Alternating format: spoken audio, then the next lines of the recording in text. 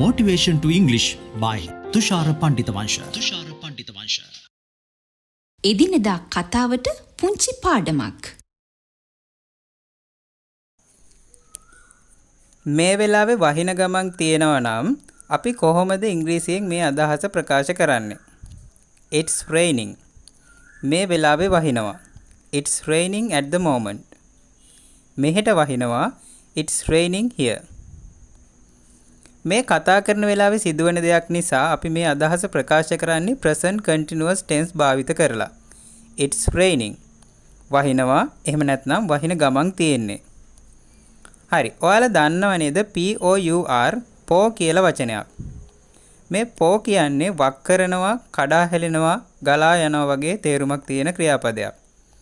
ගොඩක් තදින් වහිනවා නම් අපි කියනවා it's raining heavily කියලා. මේ අදහසම අපිට අර පෝ කියන වචනේ යොදලා කියන්න පුළුවන් it's pouring. තදට වහිනවා.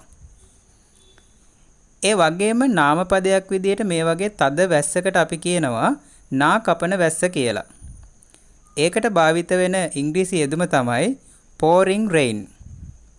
ගොඩක් තදින් වහින අදහස ගන්න ඉඩියම් එකකුත් සමහර විට ඔයාලා අහලා ඇති. It's raining cats and dogs. හොඳටම වහිනවා. It's raining cats and dogs. හොඳයි. සාරාංශයක් විදිහට ගත්තොත් ගොඩක් තදින් වහින අදහස අපි ආකාර තුනකින් ප්‍රකාශ කළා. It's raining heavily. It's pouring. It's raining cats and dogs. එහෙනම් තව පාඩමකින් අපි හමු වෙමු. තවත් මෙවැනි පාඩම් සඳහා Motivation to English සමග එකතු වන්න.